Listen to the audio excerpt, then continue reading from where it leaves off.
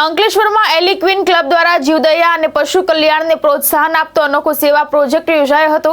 સાર્થક ફાઉન્ડેશનના સહયોગથી 500 ગાયો માટે ઔષધીય લાડવા તૈયાર કરવામાં આવ્યા, જેમાં ક્લબની બહેનોએ ઉત્સાહપૂર્વક ભાગ લીધો।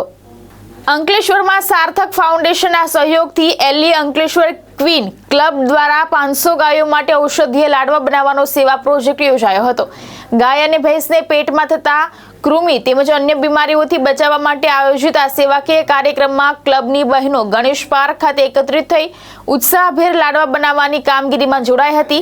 સેવાભાવ સાથે તૈયાર કરાયેલા ઔષધીય લાડવા રાત્રિના સમયે યુવા ટીમ દ્વારા ગાયોને ખવડાવવામાં આવશે, જેથી પશુઓને પેટ સંબંધિત તકલીફોથી રક્ષણ મળી અને તેમની તંદુરસ્તી જળવાઈ રહે। આ પ્રસંગે ક્લબના હોદ્દેદારો અને સભ્યોએ જણાવ્યું હતું કે સમાજ સેવાની સાથે જીવદયા અને પશુ કલ્યાણ માટે આવા સેવા પ્રોજેક્ટો ભવિષ્યમાં પણ સતત યોજવામાં આવશે।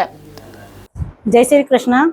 પિનલ નાયક, એલી અંકલેશ્વર ક્વીન ક્લબ ફાઉન્ડર, સાર્થક ફાઉન્ડેશન ચેરિટેબલ ટ્રસ્ટ, એલી Ankleshwar queen club, Gopal Krishna foundation trust તરફથી અમે લોકો આજે ગૌવંશ માટે 500 ગાયોને અંકલેશ્વર જીઆઈડીસીમાં ડીવોર્મિંગની દવાનું આજે આયોજન કર્યું છે। ડીવોર્મિંગની દવા એટલે એ ટાઈપની દવા છે કે જે અત્યારે જે એ લોકોને ચોમાસાની સિઝનમાં એ લોકોને પેટમાં જે બધી કૃમિ થતી હોય, બીજી બધી બીમારી થતી હોય, ગમે એવું પ્લાસ્ટિક ને બધું ખાય છે એને લીધે જે તકલીફ થાય છે એના માટે અમે એમને ઘઉંના લાડવામાં બનાવીને એની અંદર ડીવોર્મિંગની દવા એમાં મૂકીને એ લોકોને ખવડાવીએ છીએ। આ રીતનું આયોજન અમે વર્ષમાં 4 વખત કરીએ છીએ। આ 3જી વખત અમારું પ્લાનિંગ છે।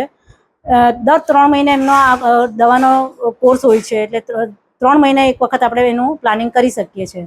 અમારે સાર્થક ફાઉન્ડેશન હેતલભાઈ અમારી સાથે જોડાયા છે, જે અમને દવા પ્રોવાઈડ કરાવે છે અને અમારે એલી ક્લબની બધી બહેનો આમાં સહયોગથી અમે આજે 500 ગાયો માટેના લાડવા તૈયાર કર્યા છે અને આજે રાત્રે ગોપાલ કૃષ્ણ ફાઉન્ડેશન સાથે અમે એને ખવડાવવાનું કામ કરીશું। ધર્મેશ રાણા, દ્રષ્ટિકોણ ન્યૂઝ, અંકલેશ્વર।